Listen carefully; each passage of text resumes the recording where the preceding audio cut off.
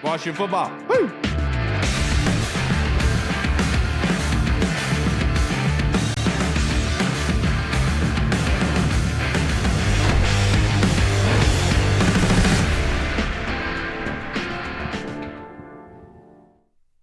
Hello, everybody, and welcome to the Burgundy Zone. I am your host, Kyle. I will not be joined by my typical two co-hosts, and Michael Hall and Michael Reed. They are busy today, and it's my fault. So I just want to put that out there. They have an excused absence today. But the Burgundy Zone is a part of the Frederick Podcast Network. You can find out more by going to www.listenfrederick.com. And I'll be joined by two guest co-hosts here that I'm very excited to have on here. But the title of this episode, Zach, is The Daywalker. We got Blade here. We drafted him second overall in Jayden Daniels coming to Washington.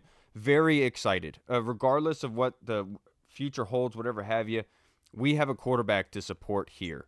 But my first question to you, because I'm not going to lie to you, Zach, Adam Peters and company, they did this perfectly. I was confused as all heck leading up into the draft process. So kind of just talk about how that kind of maneuvered itself, because there was a lot of subterfuge going around, a lot of rumors going around about Jayden Daniels and his kind of time with the Topgolf and everything. It almost seemed like by design.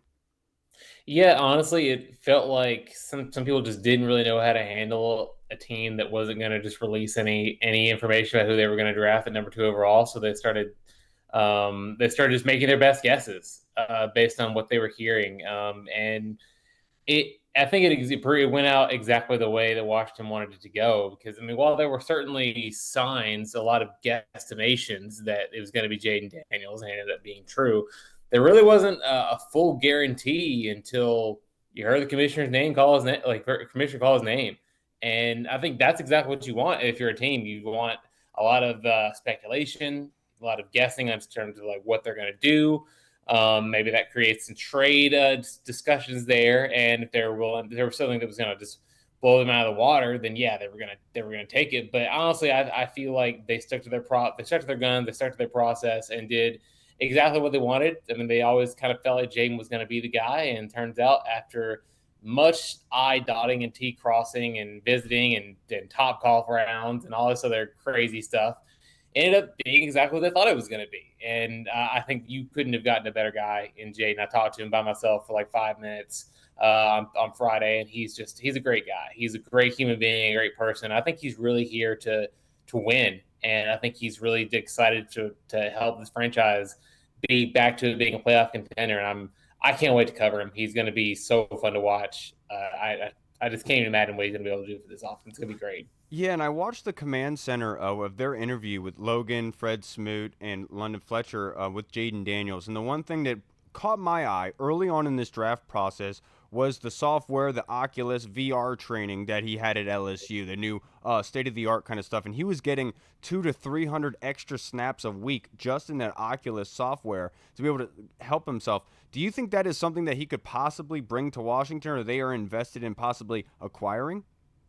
I don't know about that. I mean, teams are usually pretty particular about how they like to train their guys. That's why you Okay. see them bring in for their medical stuff. That's why that's really one of the biggest benefits of being of your 30 visits is like to get your own doctors in there to get their own evaluations.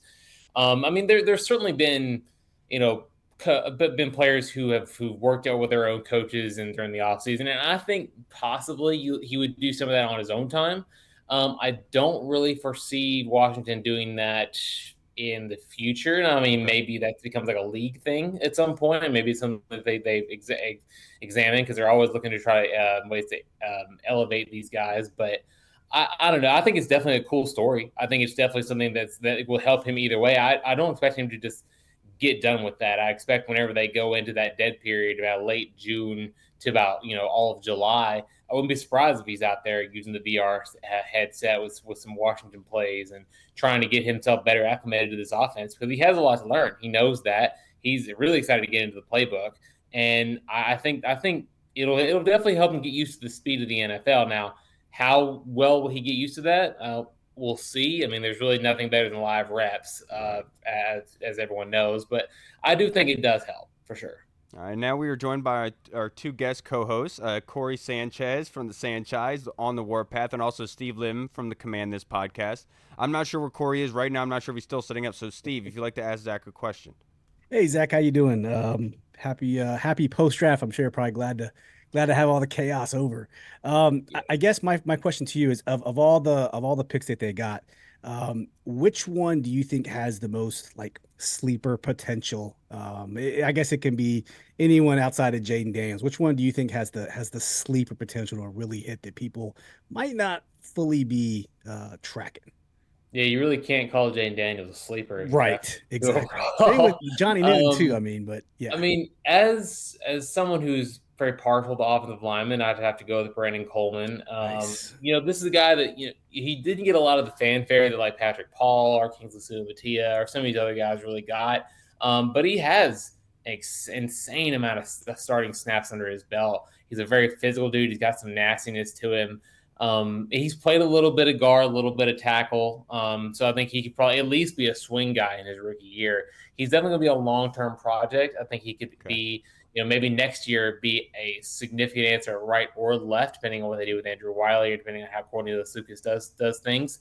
But I think he's the guy you have low risk on. He's like a fourth round pick, right? So or a late third round pick. So you're not really going to get a whole lot out of him. But at the same time, like I think he could definitely be a guy that could help you for sure. Now, when does he start? Or if he starts, that's Right. going to be the big question. And I don't necessarily think he does have to start, at least out of his first couple of years, because even if you're a swing guy, you've got some serious ability. Sorry, I think he was a fifth round pick, right? The picks are getting all mixed up with me right now. It's Sundays become a He bit was more. picked 67, Yeah, round Selby. three. So Yeah, third. yeah, 67. Yeah, that's right. Yeah, yeah. But yeah, I think he could definitely help at some point, and whether or not he starts, it's up to him, honestly. But I think he does very least add depth to your position, and that's what you want from a late third round guy. Now that being said, do you think it's a big possibility, a good possibility that they go down the veteran tackle route? I mean, obviously everyone and their mother of the fan base was clamoring for offensive tackle, and that's not the kind of way that the draft played out for Washington. But do you think that that's still an option, or do you think Adam Peters was being legit honest when he said that I really believe in Trent Scott and Cornelius Lucas? I think he really does believe that, and that was a question that I had heading into this draft: is like, how seriously is he? How comfortable are you with Cornelius Lucas or Trent Scott as your starter? And it turns out they're pretty dang comfortable with it because you had the option to take Patrick Paul, you had the option to take Kingsley Tuimatia, you had the option to take, some of these. I mean, you could have even traded back in the first round and said whatever it takes. We're going to get, I don't know, Fatanu or some of these other guys. They didn't do that. They stuck to their guns and said, "Hey, we feel comfortable with the depth we have so far." Now, I do expect them to possibly look at see what else is out there in free agency for like post June 1st cuts. That's always a thing that Okay. happens every year. So I think if somebody blows them away or some starter unexpectedly comes available like Charles Leonard did a couple of years ago, then I think you seriously take a look at it. But I think for right now, I think they're fine with what they have, and I think that's exactly how they want things to go. I think they don't want to feel the need to have to do anything, and I don't think that they've done. I don't think they've done anything that would maybe say, "Oh, they haven't done this or they haven't done that," or at least this is still an issue. I think everything that they've done so far is at least address a little bit of every position. All right. Now we are rejoined by Corey Sanchez. Corey, do you have a question for Zach? Yeah, Zach, I want to know your draft experience, bro. Like, what was that like? You've covered some dark days and everything Yeah. internally.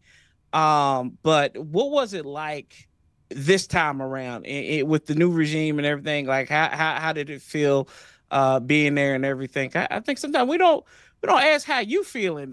So yeah, that's my question. That seems like such a deep philosophical question. No one ever asked about the writer or what he thinks. So funny meme to start off. You know that meme about Phil Collins writing the soundtrack to Tarzan? Yeah.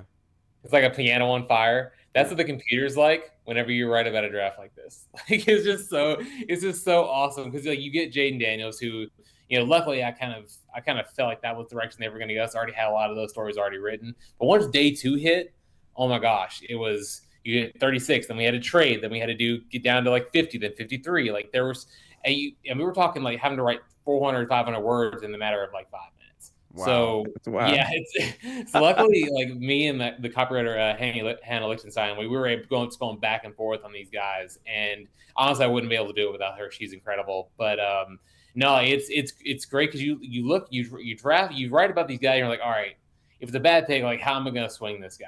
Like, and this is no slight to Cameron Cheeseman, but like how am I going to write about a long snapper in like 500 words? Like this, like he's snapping the ball back. Like there's really not much I can write. But like with these guys, it's like all right, this is the interesting guy. Brandon Coleman's it. He's a pretty interesting piece. Ben Sinnott, he was a hockey player who knows how to lay people out on the ice, and plus on top of that, he's a really good dual threat tight end. Then you've got John Baptiste, another depth quality guy, but he's got some reps underneath him as well. You've got Sandersill, who is just a dog out there, doing basically whatever this defense needs, creating turnovers, playing in the nickel. It's definitely making it a lot easier when you have a draft as good as this. And by all accounts, it seems like analysts just love this draft. I think we led the league in relative athletic scores. Everyone has given this draft an A. I mean, it's definitely better than I've had to deal with in the last couple of years, making a lot of lemonade. My man. And I'm like, the Colonel asked me last night what grade I have for the draft. I told him an A-, and he asked me what was missing for the A-. I said we didn't trade up for a long snapper. You know, it really sold me short. I didn't like it, Zach.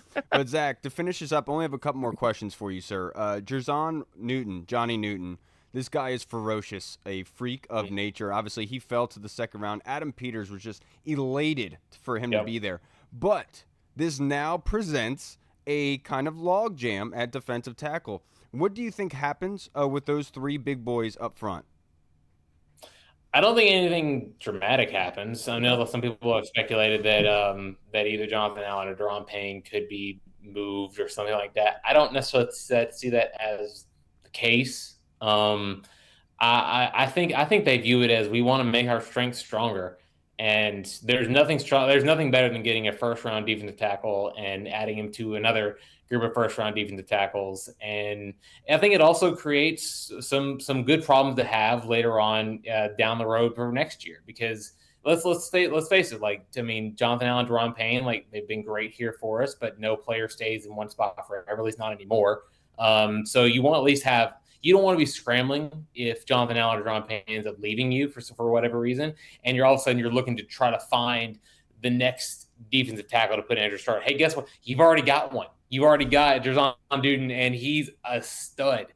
He knows how to crash the pocket. He knows how to do all these moves, getting inside on guards, know how to bull rush centers. He can do all of that. So my thing is like, yeah, it's a little bit of a luxury pick, but again, it's 3D chess in a way, because you're planning for whenever Jonathan Allen and Deron Payne do leave, you've got the next guy up that is already going to be able to help you immediately.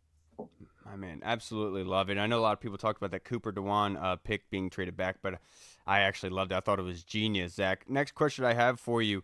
Luke McCaffrey, tell us a little bit about him. It's one player I did not watch in the scouting, in the pre-scouting process. Adam Peters was elated to go get him. Obviously, Jayden Daniels needs weapons around him, and Luke McCaffrey, his best ball is in front of him. How do you expect for his usage? Because, Jahan possibly playing the slot, or do you think Luke is going to be more so on the outside? I think Luke is going to be more of a slot guy. Okay. He's definitely he's got the length, right? He's 6'2", but he's also under 200 pounds. Like he's about my size. So you're not. I mean, I don't think he's got like this over the top skill like Terry McLaurin or Jahan yet. Right. But I do think he has some really shiftiness to him. I mean, look, he stood out at the Senior Bowl. He only been playing receiver for a couple of years, and yet he's this good already. Had 13 touchdowns last year for Rice. I think played quarterback, a little bit of running back. I mean, he's done a little bit of everything there. But I do think a slot is a good spot for him, just because I feel like Terry and Jahan are more experienced. They have the contested catchability. He can get open in the middle of the field and provide an option for Jayden Daniels, who, if there's any knock on him, it would be that he sometimes would struggle throwing to the middle of the field. And why not just give him a target who knows how to get open against linebackers, knows how to get open against safeties, and has some yak ability as well. And I think you could say the same about Ben Sinnott too, another guy who can win in the middle of the field. So and that's something I really like, is that they've been able to address maybe the perceived weaknesses of Jayden Daniels by adding a couple of really good pieces to help insulate that a little bit. So yeah, I think Luke is going to be a slot guy. I think he's going to possibly compete to be that number 3 guy, assuming everything goes well for him. And again, like the McCaffreys have just incredible genes to them. I mean, they're all athletes. So why wouldn't you take a shot on a guy who just has that kind of history? I wish I had those pair of Levi's because, man, that would be awesome. Last question I have for you. Washington has, out of any of the colleges that they brought in, undrafted free agent or draft, Notre Dame. They got 3 guys, Javonte Jean-Baptiste. They got Sam Hartman, but also Bo Bauer, the linebacker. Is that just a coincidence, or do you think that like Notre Dame kind of epitomizes what Washington was liking to do? I mean, so just full disclosure, I have not looked at any of the undrafted free agents yet, just because I focus exclusively on sleep over the last 24 hours. You're good. We already talked before recording. I know you're exhausted, man. But here's what I will say is that the Commanders seem, like, based on what they've done in the draft, they value leaders, they value captains, they value guys who just like ball, and I think if they're bringing in any guys like that, like, I mean, you know exactly what kind of guys are going to bring to this team. They're going to bring guys who can help you in some sort of way and who know how to operate in terms of just football IQ. I think that really helps them, and I really believe that they're setting themselves up for success in some ways. Now, again, like we'll see what these undrafted guys, whether or not they end up staying on the team or not. Most of them don't. But yeah, I think, once I get a better acclimation for what these undrafted free agents are on Monday, when the story finally comes out about when we officially announce them, I think I'll have a better answer for that. My man. Thank you. I can't thank you enough, Zach. I know you're very tired. It's been a crazy weekend for you. I hope you have a great night. Enjoy. Get some rest, brother, because it's going to be a long, long off season, man, until training camp comes around. Have a good one, Zach. Oh, yeah. See y'all. See you, Zach. All right, everybody. We just talked to the man, Mr. Zach Selby. Always appreciate his time being able to. Boys, Corey, Steve, I can't thank you for coming off the bench here and coming and help me out a little bit because I screwed everything up, but it's all good. I don't want to get your guys' immediate reactions yet. I want to kind of bleed this thing through with fan questions before we are joined by our next guest. So, Corey, I'll go to you first. This one was submitted by the Colonel. He asks, I'm interested in your opinions of our wide receiver / tight end selections. Personally, I'm surprised we didn't take a more threatening red zone threat. Luke McCaffrey at 6'2" is now our biggest wide receiver. Ben Sinnott projects as a hybrid fullback tight end, much like Chris Cooley. Was a big-bodied red zone threat just not a priority, Corey? I mean, I think if you go back and look at Sennett's stuff, he's going to be. I think he's going to be somebody that that we're going to like and we're going to love. And the H-back, that's what I compared him to on another channel. I said, we might have the second coming of Chris Cooley. Just leave the cheerleaders alone. It would be great. But he married one. And, yeah, I know, but still. And then Luke McCaffrey, I always say this. I'm always looking for, I'm a big proponent of affirmative action, and we got it in the wide receiver room. That family is athletically inclined. His brother is probably top 3 best offensive player in all of football right now. His daddy did work with Mike Shanahan and company. And so, I think we get caught up in flavors and brand names and everything, and we don't really look at the depth, right? I think it's a Titanic approach, right? We always look at that's not a big iceberg, but look at the depth of it under the water. And I think that's what we have to look at with these picks is while we didn't get a guy with the name Kool-Aid or, Cooper or whatever, we got good value guys. And if we're trusting the process, I think these guys are going to make some big impacts, and they may become the red zone threats that we need them to become. But like Zach said, they love ball. So, hey, if they love ball, I want to see them play. Yeah, I'm not sure if it was like a priority, Colonel, because honestly, we don't know what they went into looking at. And obviously, you don't want to go into a draft saying, like I need a red zone threat specifically, right? You just want a good player that works hard, that's going to come in with the fire under his butt a little bit and be able to work hard for you. Obviously, Jayden has proven that. Jazarn Newton is already pissed off at the league that he fell to the second round. So this is the kind of player that you're getting, and I just love what they've done here. And look, you could poo-poo Luke McCaffrey all day, but the fact of the matter is the guy can play football, and that's what we're looking forward to. We need some help there in the depth. So do I think the red zone is a really big of a crazy need? No, because at the end of the day, if you get the ball on the goal line, doesn't matter who's getting you to touchdown. You just got to be able to do it, right? And that's why we got the quarterback to be able to execute it. I love this pick. What about you, Steve? Yeah, I love it too. And I think we've kind of transitioned in the NFL away from the big Calvin Johnsons, the Mike Evans. It's not. I used to be on that train too. Like, 2 years ago, I'm like, why did we get John Dotson? We didn't need another Scott Stotts 5'11" wide receiver. Like, we needed to get a big body guy, and I feel like you need that hybrid sort of 6-foot wide receiver that can do it all, and that's becoming the more predominant flavored thing. A Stephon Diggs, a Terry McLaurin, and a Amon-Ra St. Brown. Like, those guys are becoming the premier wide receivers, and they'll take you off the top. Yeah, they might not win a jump ball in the end zone, but I think that's kind of a art that's kind of fading away, in my personal opinion. Yeah, and like in our one group chat that we're in with like Deuce and Company, the Take Command group chat, Jake Dunton made a great point. I really agree with him here. He said Luke McCaffrey kind of is familiar to him with like Cooper Kupp, and when you think about Cooper Kupp, what does Cooper Kupp do well? Like, does he do anything really, really well? Is he the fastest guy in the league? Does he run the best routes out of anybody? Does he have Just the super quickest sound fundamentals? Exactly. And that's what I think Adam Peters is doing here. And also, just to put, the reason why we're wearing sunglasses is because everyone has a problem with Jayden Daniels wearing his sunglasses for all of his interviews. So we're here for supporting our new quarterback in Blade, the Daywalker. He needs some support. That's what we're here for. You know what I'm saying? Now, let's go to our next question from the Colonel, and this is a really good one, Corey. When we selected Emmanuel Forbes in the first round last year, leaving Christian Gonzalez on the board, many of us were dismayed and disappointed. Do you have any similar misgivings of this year's selections, Corey? No, I don't feel like I don't think so, because like I said, I went in here with this draft and I'm like, okay, let the man with his initials on his belt buckle cook. Let him cook. That was hysterical. Thank you. But let him cook though. And when you say let somebody cook, you just gonna stand back there and watch the show. And everything at the end of the day, y'all, we were 4-13 last year. Right. We need help everywhere. I don't care what anybody says. If you think we need more offensive line, yeah, that might be true, but you can't address just one position. That's not just one of our weaknesses. 4-13. I'm going on my Doc Walker speech right now. 4-13. We need help. We needed help everywhere. So, some people were talking like we were 10-7 last year, and we just needed one little bit to go over top. No, we need help here, and I think we got all the help that we needed for a lot of these guys to actually make impact on this team.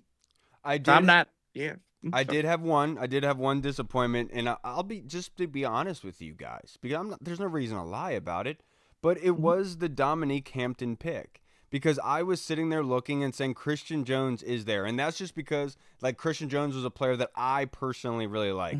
But like you said, Corey, let Adam Peters cook. Like, and I had a moment of frustration, but I understand the fact of that Joe Witt and company, if they see the traits that they see, they're going to go after it. And I'm not going to sit here and be crying over spilled milk over it. But the fact is that I don't know everything. But, yeah, was I disappointed with the Christian Jones pick? But the end all be all. It was the 5th round, and this is their team. They're going to want to do what they do, and I'm going to trust everything that they do.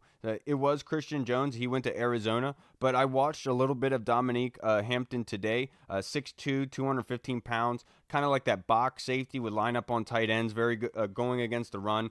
Does have some shortcomings in being able to read, jumping out of the box, being able to stop and limit the run game as a plug. You saw in that national championship game, Michigan ran all over them. All over the field. There was nothing they could do to stop, and that kind of shows you what you're looking at the next level. So this is a project special teamer, but you're probably getting the same thing with Christian Jones. He wasn't going to be starting right away. I had hopeful, but I'm an idiot. What about you, Steve? Yeah, not so much one that got away, but I mean, don't get me wrong. I love the Jerzon, Johnny Newton pick, defensive tackle. Like Zach was saying, that the vision is long term. We're a lot of fans. We're looking at 2024 right here in the face, but they're looking at post John Allen. He has a big cap hit next year. He's running out of guaranteed money. Gangsta John Allen been here 7 years, so we don't know if he's going to stay. We don't know if he's going to go. This guy could very well be the replacement. And so I'm glad they got him. But at the time, I was thinking, man, there's a lot of wide receiver talent sitting at 36. Jalen Polk went right after to the Patriots, and you had Cooper floating around there. We just talked about the cornerback market, and Corey's love for affirmative action. We could have had Cooper. We traded down, or we traded with Philly, and they picked him up. But not a particular player. I just thought we might have gone wide receiver with that first pick. But what it tells me is that we as fans, we value players a certain way, and clearly I think they value the players they have different. Good, bad, and different, what that is. I mean, Andrew Wiley is still our right tackle, and for a reason, right? And I don't know if it's just financial, but they might value these guys a little more than we value as frustrated fans.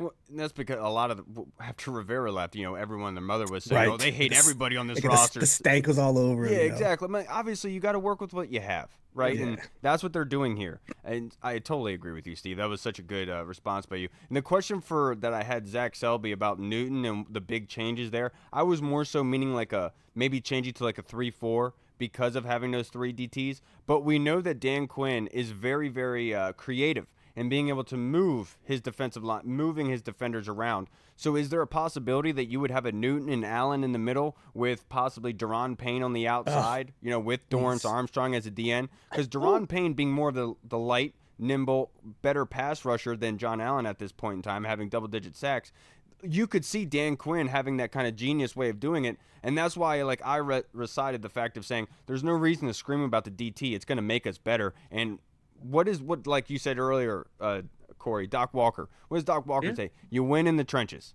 Yep. And that's what they did with that Newton pick by adding that ferocious actual playmaker there. Chase Radar in our group chat brought up Newton to me a while ago, and my goodness, was that kid good. I just didn't think that we would be in the realm to go get him. You know what I mean? Sorry, Corey. Yeah. Oh, no. Because I kind of made the comment on Friday. This is like a foresight pick, right? This is like stuff that Howie Roseman did when they drafted Jalen Hurts, right? He saw a problem on the horizon. Correct. He didn't let it get to his front door. Right. So like what you and Steve were saying is the guaranteed money is running out.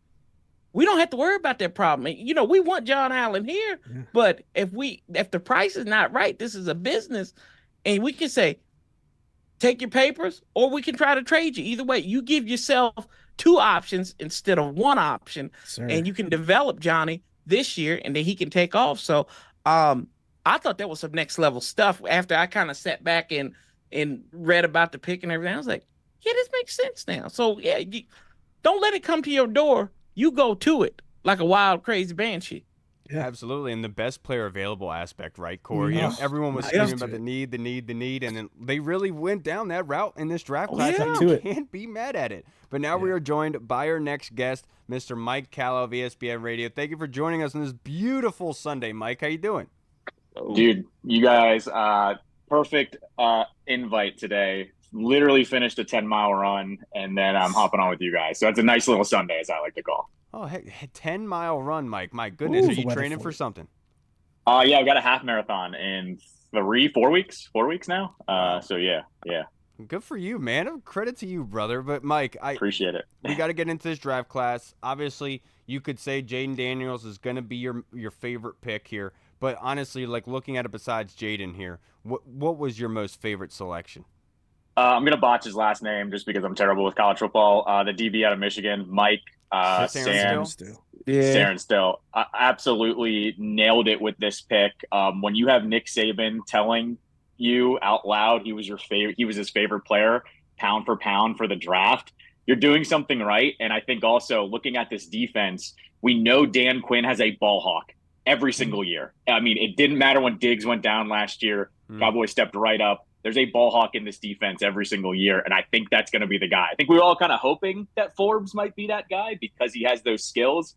but this is going to be the DB to watch as the year goes on, I think. Yeah, with the captain of the Michigan defense, the best defense overall in the league. He played wide receiver for the first 3 years in college, transitioned to DB. The one quote about Saren Still that stuck with me from Adam Peters was he said at his pro day he was balling at wide receiver for the quarterbacks throwing. And he was the best athlete on the field at that time. So it just shows you who you're getting here. But sorry, Steve, you have a question for Mike. I do. Hey, Mike, good to see you again. You too.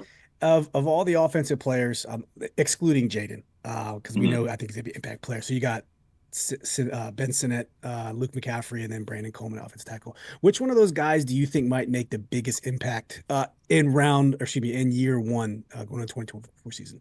It's got to be Sinnott, right? Yeah, I mean, just a position of need, instantly steps in as the best one in the room. I just think that was to me like, I don't know, that reminded me of a Joe Gibbs type pick of like, here's a guy that we need and he happens to be there and we didn't overreach for him. Like, by the way, like the fact that we were picking players that actually matched where they were supposed to be drafted this draft was a nice refresh over the last few, but him for sure. That was my favorite non-Jayden pick, pretty much, in terms of value and need, right? I think that was my favorite pick. And can definitely make that impact, obviously. Not according to Dane Brugler, apparently. He didn't even have Ben Sinnott listed in his top 100 picks.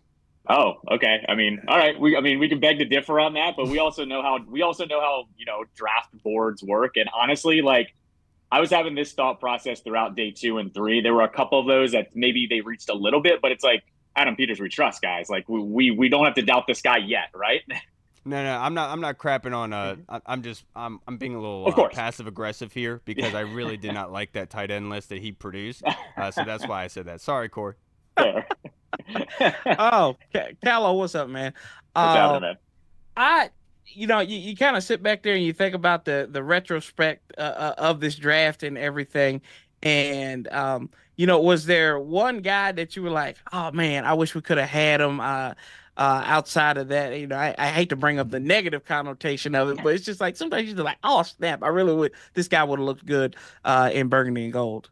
Only because I had known about this for a little while here on our airwaves on ESPN 630. We had Marcus Washington on maybe a month, 2 months ago when Mike Sellers, when it first came out that he was sick. We had Marcus on to talk about it, and Marcus was telling us Jeremiah Trotter Jr. was like his favorite linebacker of the draft. And so when not only did we not get him, the Eagles got him, I was like, oh man, like that's what I wanted. He also screamed to me the type of player that Quinn and Peters like, that he's not the most athletic guy in the world, but what I had heard about him was he wasted no time, that he knew he wasn't the most athletic guy, so mentally he was there. That was a guy I had circled later rounds and I wanted, and maybe they were targeting him, but the Eagles traded up and snagged him. That was the one player that I had kind of like half circled of like, man, if they could get him, that's my guy that I wanted. But other than that, like, there are so many needs on this team.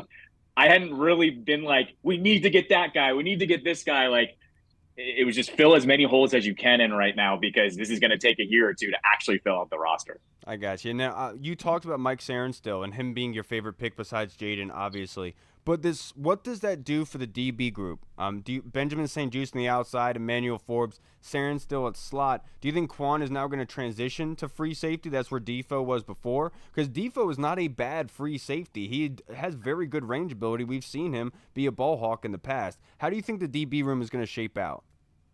I think we're getting ready for chaos season. Like, I think that's my first initial nickname for all of this is like, I think this is what they're going to do with this defense. Dan Quinn screams to me that he's going to put these guys in multiple positions to succeed. Like, I think you're going to see, guys that might be the corner and then pop up and try to blitz or do some crazy stuff, because I think, unlike the last regime, they're not going to force these guys to stay in one position. I think, to steal Ron's term, position flex, I think they're actually going to use them in different positions here to actually move around and try to do some things. Like, you got to think too, Forbes isn't going to be, a constant one-on-one guy on the outside. He's not going to be left on that island all the time. They want to put him in a position to succeed too. So I think, like I said, my initial nickname before I see anything for that DB room is chaos season, because I don't think you're going to figure out who's playing where or who's jumping what, because I think that's what they want. They want to confuse the defense or confuse the offense enough that some of these guys can jump some routes and get some turnovers. That's honestly what they need to turn around the most out of the defense, going into this season. I keep calling it the shark teeth defense. You get like literally just having people behind you, moving it all around, just being able to attack at will at any point in time. We've seen that with Dallas, right? And so hopefully that does transition. Sorry, Steve. No, I was gonna ask Mike. Did you get to see the Skip Bayless meltdown after the Mike Sandersville pick on Twitter? If you didn't, I'll read it to you, but it was quite funny. Read it to me because I did read it and I laughed, but please, okay. I can hear it again. He said, now our historical rival Washington took my favorite DB in this draft, Mike Sandersville, who was in the middle of play after play after play for the championship Michigan, Jerry, the NFC East just keeps getting better and better while you shrug and wait and reach. It was just hit me right here. I was very happy with that pick. Definitely tugs at the heartstrings. The one thing I'll say is Cowboys fans, I can't believe I'm going to like kind of stand up for Jerry in the front office for a little bit. Cowboys fans are kind of lucky. Like they nail their first round picks normally and like find depth. Like we're talking about our franchise. We basically haven't had a franchise quarterback since what? Theismann, really, right? I mean, you could argue Kirk, I guess, if you really want to, but like they had an undrafted free agent in Romo, then went to Dak, didn't have to give up much for it. Then they nailed all of their skill position players like Diggs and Zeke and all those guys. I mean, they're actually not bad at this. So the fact that he's bitching about that is comical to me. I saw a lot of Cowboys fans also bitch about it. And I'm kind of like, look, are they a perfect roster? No, but who has one at this rate, right? So yeah, are they missing out on some things? Sure. I will say this. The one thing that Jerry is not matching up on is he said they're going all in. And like, that's not what I'm seeing. I don't know what all in looks for their roster. Their cap is right up against it. You can't really add too much. The Dak situation is really weird. Like they're probably going to move on from him, but we don't know. And there's a dead cap hit, even if they do move on from him. So, Jerry saying they're all in is actually for the first time, I think, smoke and mirrors. He's trying to kind of like trick the fan base and saying like, hey, we're really going for it. And you can't really go for it with the roster and the salary cap that they have right now. You guys ever seen that old Tosh clip of the guy that ripping in a Terran at vacation in the Speedo? Like that's Skip Bayless to me. Like that's who he looks like. Sorry, Corey. That's a throwback. Yeah, shoot. I haven't seen that show in a while. So when you look at it, have you had a chance to look at some of these undrafted free agents we got in here? I know that the Lady Killer from Notre Dame is on that list, and we might even go deep space diving with some of these picks as well. But did anybody stand out to you from the undrafted free agent pool? I only saw like the quick list yesterday. He, of course, that was hilarious. I don't know who I saw a tweet about it. It might have been one of you guys that was like, if you're single, make sure you go to those preseason games because there's going to be a lot of ladies checking out that Notre Dame quarterback. But his name escapes me right now. The USC running back, I think, was probably the most intriguing one to me. I don't have his name on me right now, but coming from Cliff's offense, I don't think we exactly need a ton of running back help per se in this room. Austin but you Jones. Never know. Austin Jones, there you go. It's always intriguing when you get that preseason running back, and I think what happens here too is running back this year was so devalued in terms of, where the normal draft position is. Usually there's one or two in the first round that go. This year wasn't even the case. So I wonder what his skill set is going to be like and that he actually knows the offense. Can he challenge for some touches, maybe some passes out of the backfield? Does he, step into that Eckler role when Eckler's kind of done, right? Like Eckler could very well only be here for a year or so. So I kind of look at him, maybe not to be, to be on a practice squad this year, but if he develops, I could see him being a contributor down the stretch as well. My man. Callow, only have a couple more questions for you, sir. But I saw that Next Gen Stats had tweeted out that Washington was the most drafted players had the most Next Gen Stats of just being in production and just athlete score. Were you surprised by that? And is that kind of an MO going forward? So I was a little surprised because I think this group values character over everything else, right? I mean, we've heard it from Adam Peters and Dan Quinn, and I always hate to make this comparison, but I think I've said it with you guys. Like, they seem like they're going for that Joe Gibbs approach where they want guys who love football and are good character individuals. The fact that they paired that with guys that are also really athletic, it's almost like a plus, right? Like, you're getting a guy that tries really hard and is athletic. we all know what happens on the field. Those guys just produce, right? Like I look at like a dude like London Fletcher was always that way. Like not super athletic, but like just played hard as hell every single play. And when it comes down to the third and fourth quarter, those are the guys you want on the field that are, are going to just leave it all out there. So yes, I was a little surprised because I definitely think you sometimes sacrifice a little bit of that to get those individuals. But the fact that they kind of crossed them both I was ecstatic about it, to be completely honest. Yeah, we've kind of tiptoed around it, man, but we got to talk about Jayden. We got to talk about Blade here. And I want to kind of just give you just a minute or so to be able to kind of talk about Jayden. Is there anything you've heard behind the scenes, just kind of that impressed you? So, I mean, I obviously, being on the air every day, we have beaten this thing into the ground like 50 times over. But what I had finally settled on was basically two big prongs when it comes to Jayden. And I don't know if it's true behind the scenes, but I have to think after I've talked about it so much, Dave talked about what I've talked about, right? And what I first landed on was Jayden's momentum of how he's gotten better. And I compare it to Joe Burrow. And I know they're not the same quarterback, but I look at it as Burrow was at Ohio State, got stuck behind Haskins, transferred. He ends up on the best college team maybe of all time. But it's not everyone around him. It was him too, right? Mm-hmm. And he was not the consensus number one overall pick going into that draft. He played himself into that number one role. And I love that. It's no knock against the Peyton Mannings or, the Trevor Lawrences of the world, the anointed guys a year or two in advance. But I've always loved the guy that improves and keeps working his way up into those rankings. What were we talking about 3 months ago? Drake May or Caleb Williams, right? Being 1 and 2, right? What did he do? He just inserted himself into that number 2 slot after having a good combine, after doing really good in the interviews. Once people watched the tape, realized he could run a little bit or a lot, depending on what you want to do with him.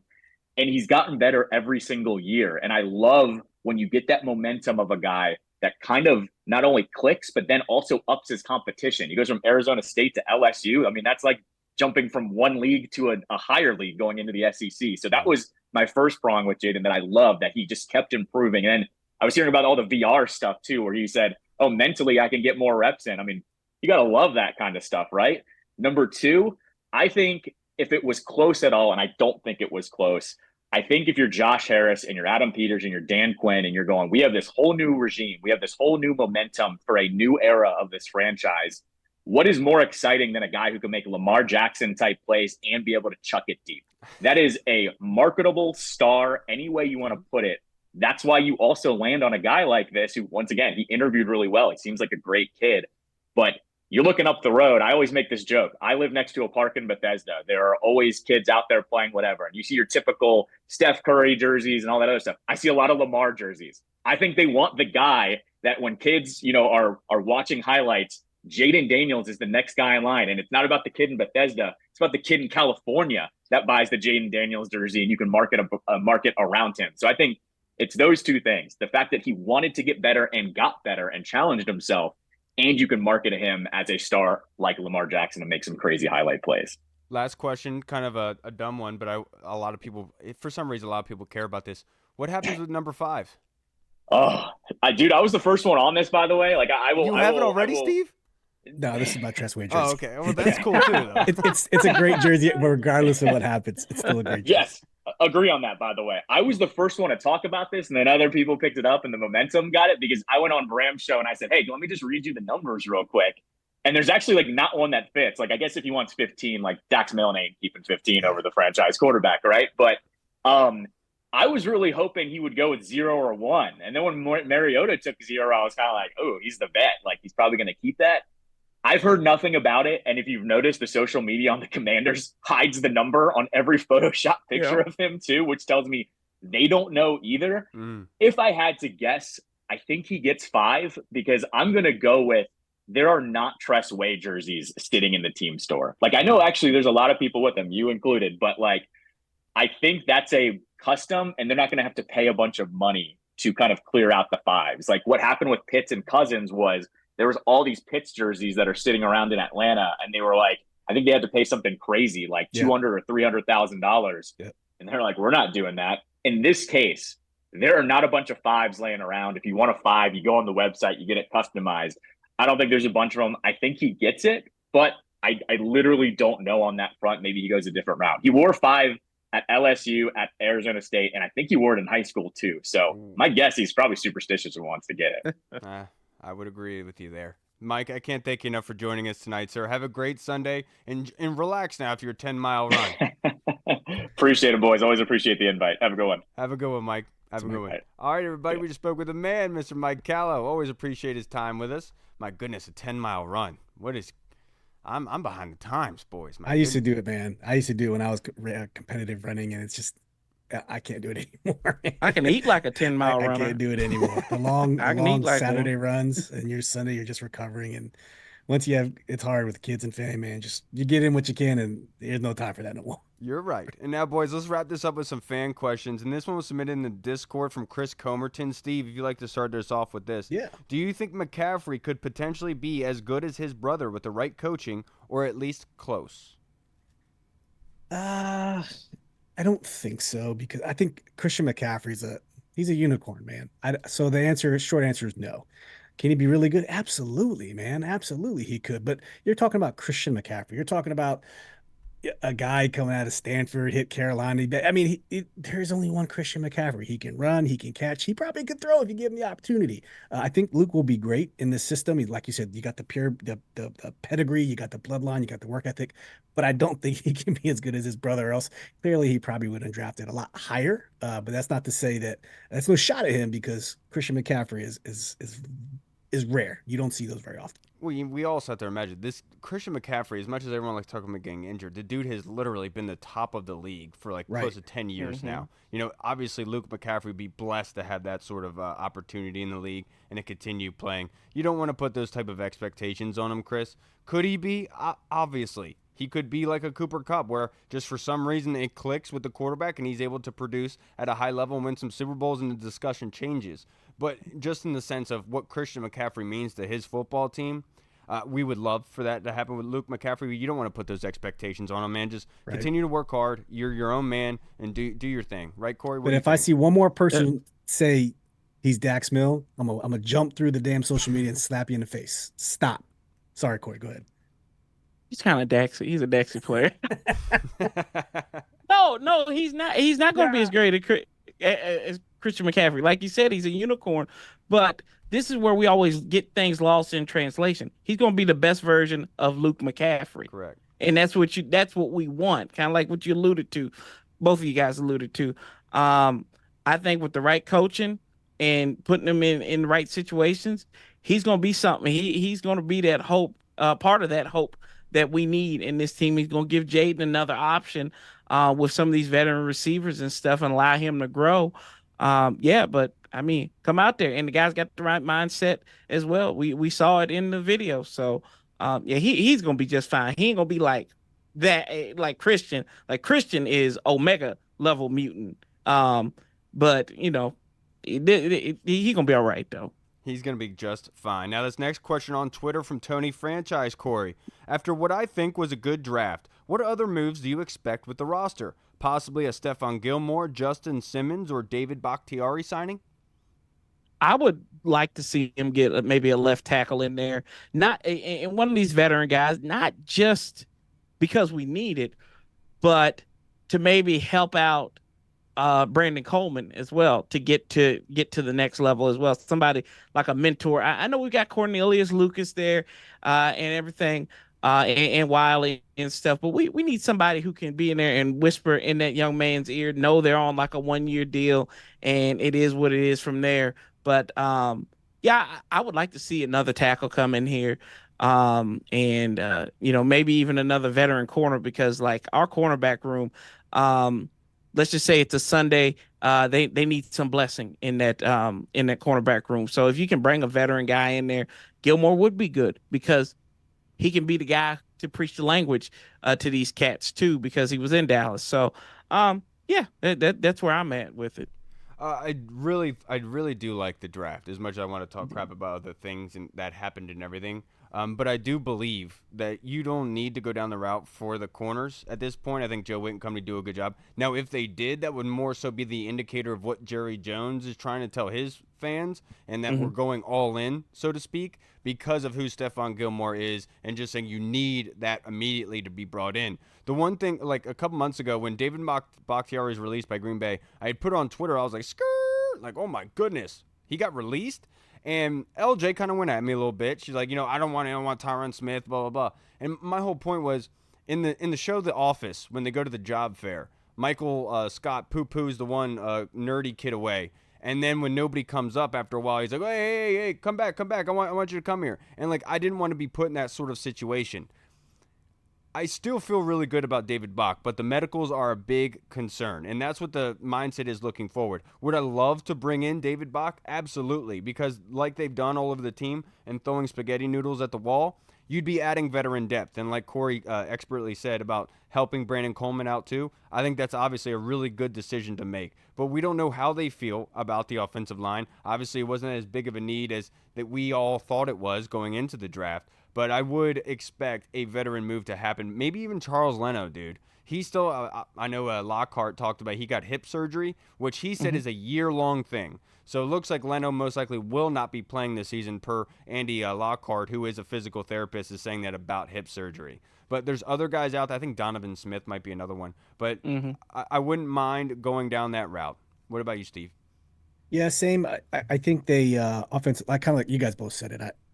David Bakhtiari is probably a prime candidate for like a 1 year, maybe 1 year guaranteed, Right. 2 year total. Let Coleman get his feet underneath him. And I did think I thought we were going to get another offensive tackle in the draft, specifically a left tackle. But I think post June 1st, you're not going to find that starting left tackle. You might find like a fill-in spot guy. So yeah, I'm kind of with you guys. I don't have any differing opinions. So go get David or have another plan in place, because I don't know what that plan is right now. My man, next question is from Deluxe in the Discord. Steve, are you keeping an eye on any of the undrafted free agents? Perhaps the safety that was signed? So where is his name? I have a list right here if you want to. So the not defense tackle, the cornerback out of Pittsburgh. What's No his name? way. Woods. So You're going to pick AJ Woods? Damn it, dude. yeah, I like Corey said, that DB room is I don't know what it's gonna look like, but he had I think he ran a 40 in the 4.3s. He's like the only one, and when I looked at all the undrafted guys, and I'm like, man, there's some potential there. He went to a smaller school. I don't know if he just didn't have he hit the Pittsburgh funk on him, but he's the guy I think might have a chance to make this team and actually get some playing time. Because you took my boy, who's from Germantown, Maryland. I didn't know that. Yeah, me, Hall, and Reed, we all grew up. So I'm not sure exactly where AJ Woods went. I think he might have gone to QO. If we're just being honest, that's where a lot of the ball players come out of around here. And I watched a little bit on him, kind of a press corner. That's Quince Orchard, right? Yeah. Orchard, Chop went there too, I think, right? Yep. Chop Robinson. Well, yeah. Chop, his first year, he went to my alma mater, Clarksburg. His freshman year. But then when they saw how good he was, QO's money started getting into it, and so then he went over to QO. You know how it works around here. Yeah. Or everywhere. You know how it goes. For me, I'll say Tyler Owens. My man does not believe in space, does not believe in planets, and he said that people with flat Earth theories have good points that they make. So I really like I want to see more of Tyler Owens. I want him to talk more. I would like to see this guy a little bit more. But the kid he's built, man, 6'2", 210 pounds.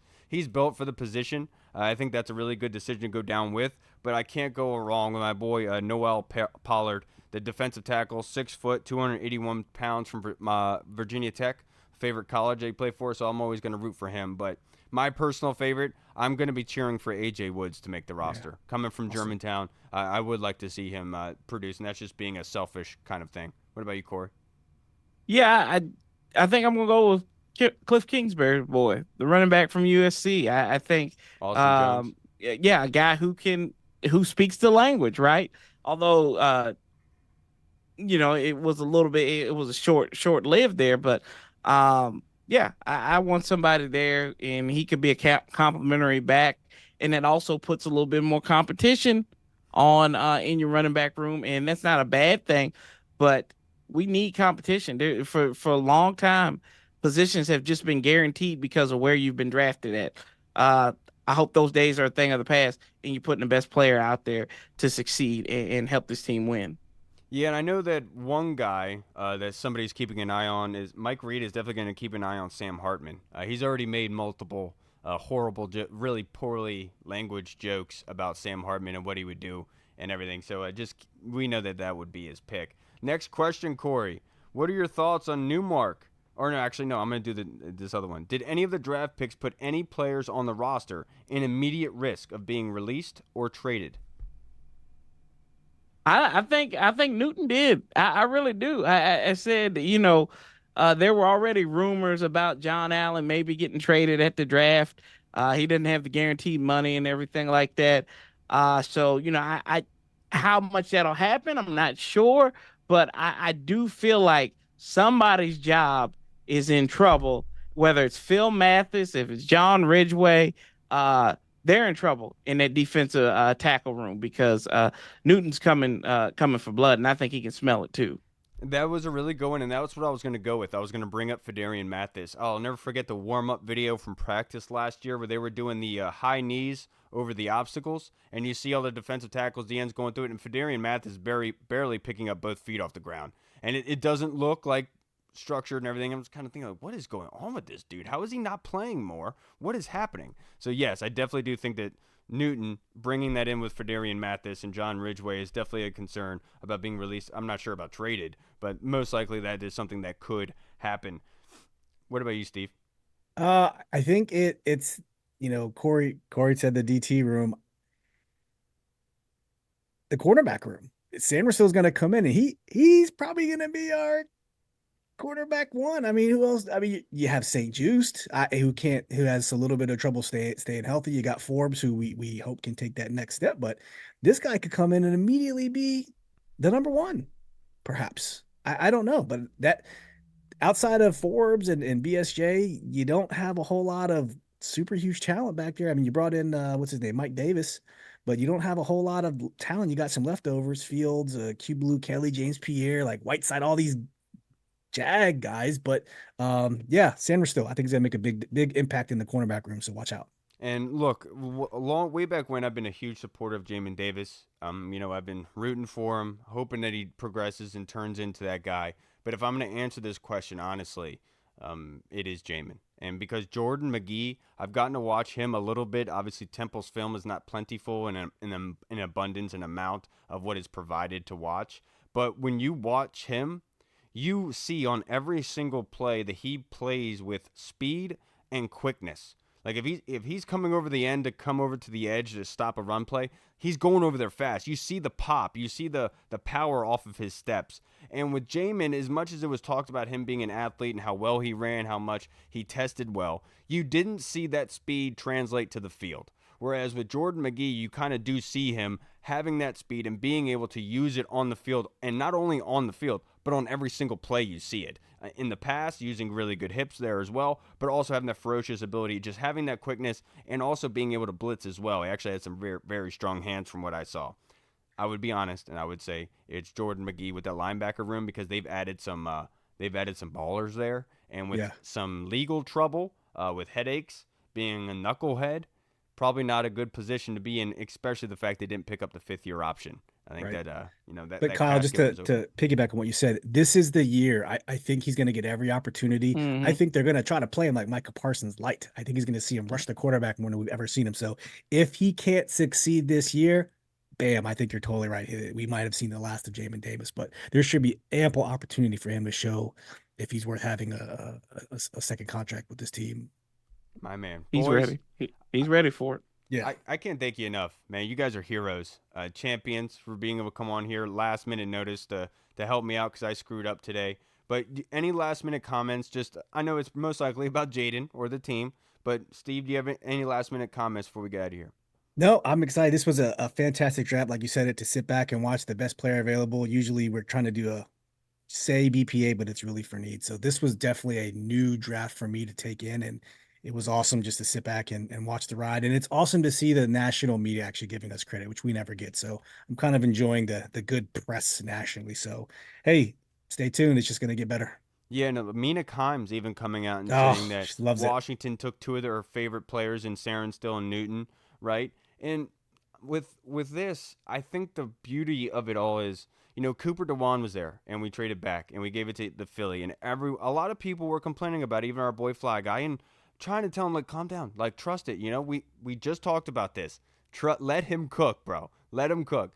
And I absolutely loved that he did that, because a lot of people would have said, oh, yeah, Cooper DeWan, great pick. But you would not have gotten the Nick Saban, Bill Belichick ringing of endorsement of Mike Sarenstill if you did pick Cooper DeWan there. But they also made that move to kind of jump up into the third round with that fourth round selection to be able to come up there to use it. I think it's genius what they've done. And I will say this, I am so impressed with how this organization picked Jayden. Like, the entire time, a lot of people were saying things, but because of the Ben Johnson coaching search, you didn't know what to believe. You had no idea what was going to happen. You didn't want to get fed down the wrong path. And the way that this organization really went through the process of confusing the hell out of me was impressive. To the point where I didn't even want to make a prediction. Like, we on draft night, we were like, all right, who's your prediction for number 2? I still didn't want to, but I had to pick one because I'm like, in my mind, I think long-term, right? And I'm thinking long-term projection on just safety and comfortability aspect. And my problem was I put too much stock into that long-term body type. And so that's not a growing process for me and getting better. But man, am I freaking excited, dude. We got the quarterback, we got Blade, and we got the boys to do it. What about you, Corey? To my fans who are disheartened, it's okay. Being ticked off means you actually care, and it's good to be upset, because some of us haven't seen anything, and just anger and vitriol and all this stuff. This is building blocks. This is a step in the right direction. This is what you get when you have adults in the room who ignore the noise, and then they make people look like they have egg on their face. We've seen it with the media, and you know what? They're still grinning. DQ's grinning, and AP's grinning. Looking like I can't get over that belt buckle, man. And it just took me to Pulp Fiction last night when I saw Jules. I said, that's the same energy with Jules's wallet and that belt buckle. We okay, y'all. We're gonna be all right. It's gonna be some growing pain. And then I said, just take it easy. We're gonna make mistakes. We're gonna fall short sometimes. But at the end of the day, we're gonna get to the mountaintop. We actually gonna get to the mountaintop. And I feel like we got the right people that's gonna do it for us, man. But I'm fired up.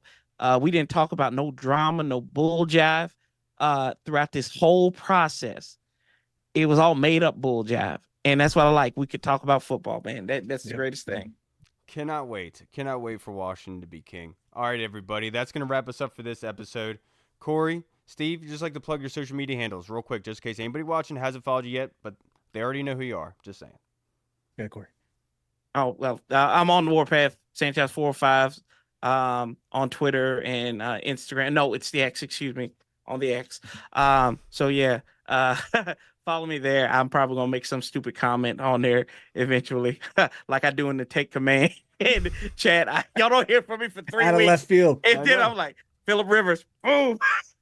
Comes in dropping haymakers. Yeah.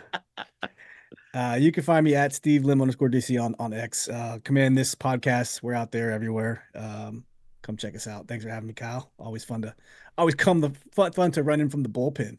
Absolutely, boy. Seriously, I can't thank you guys enough. This was a lot of fun to be able to do with you guys. It was a seamless transition. You guys did a great job, and I really like the new hashtag Raise Hail. We're Hail Raisers. We're going. Look, I'm the first person to say this. Hashtag Hail Raisers. Let's go. There you go, Sikori. Raise hail, and we'll see you guys again on Thursday. We'll have another great episode for you guys. All right, everybody. Have a great week. Enjoy it. Washington football. Woo! What's up, everyone? This is Kyle from the Burgundy Zone. We are releasing our own merch to support the show.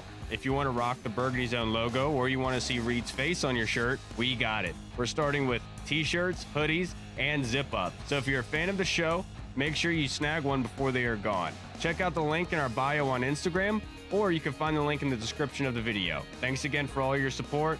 Until next time.